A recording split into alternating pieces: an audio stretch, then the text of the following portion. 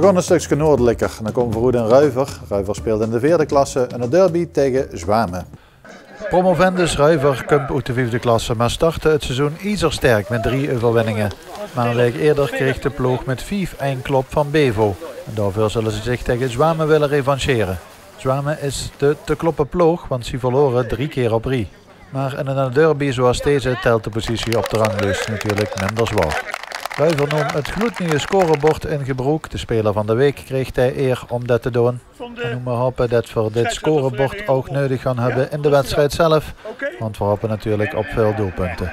De speler van de week deed alvast veel wie het mocht. En daarna mochten de grote jongens aan de slag. 3 punten in de spannende 4e klasse D. Waar iedereen van iedereen kan winnen, zul ik het wel. De eerste kans van de wedstrijd is voor de gasten. Zwamen in het wit spelend met de Körner, Bouwkamp achterin. Kan weer een truc ingebracht en dan is daar de kopbal. Maar die gaat net neven de goal. Jesse Ronkers heeft het vizier nog niet helemaal op de ogenblik. Dan Ruud Segers voor de Ruiver met de voorzet. En dan, bal wel geraakt, maar de bal gaat neven. Kans voor Johan Huis. De wedstrijd gaat moeizaam op gang en het publiek kan in eerste instantie vooral van het Sunke genieten. Maar langzaam maar zeker ontstaan er ook het kansen gedurende die eerste helft.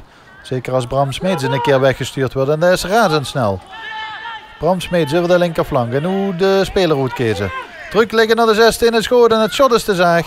Maar toch nog de kans voor de Ruiver, want dan staat Johan Huis nog en dat shot wordt geblokt. En dat zijn toch wel grote kansen voor Ruiver. Dat nu langzaam maar zeker het overwicht kreeg in die eerste helft. Opnieuw Ruiver met Younes Sariou, de lange bal. Natuurlijk weer zoeken naar de Bram Smeets. Die veel sneller is dan zijn tegenstander. Smeets met de voorzet, kan achterin. Kan opgevangen worden door Ruud Segers en dan moet de bal opnieuw gaan inbrengen. De shot wordt geblokt. En Ruiver blijft in balbezit. Wordt metgegeven. Dan komt Bart van Buggenham zelfs met de aanval. En dan het shot. En dat gaat veel langs. Het was Bram Smeets met een poeier. Had hij voorzet en in Zoetelog. Als dat een doelpunt was geweest, was het een prachtige treffer geweest. Aan de andere kant Zwamen. De voorzet is niet goed. Van Reinier Simons. Hakballetje is vrij. Daar staat Bart van Buggenham. Die de bal met moet geven. Die mijn medespeler niet vindt, maar Ruiver blijft in balbezit. Dan inspelen, daar staat Johan Huis. Huis draait weinig weg in de goal. 1-0 voor de Ruiver. Met een verdediger in de nek aangespeeld. Maar Johan Huis weet er wel raad met. Als een echte spits draait er om zijn tegenstander her. En creëert eigenlijk zichzelf met eenhandige beweging. Vrije doortocht naar de keeper. En die wordt geklopt. En dan kan het scorebord nu echt in gebruik genomen worden. Het eerste doelpunt staat op het bord na een half uur spelen.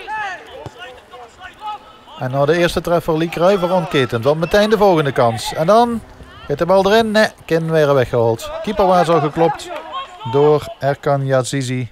Maar dit keer geen treffer. Weer de lange bal over de flanken. En daar kan Ruiver er weer vandoor. En krijgt er de bal voor. Dan is het gevaarlijk en dat lukt. 2-0 voor Ruiver. En dan is het opnieuw de doelpuntenmaker van de eerste treffer, Johan Huis, die voor de tweede keer scoort.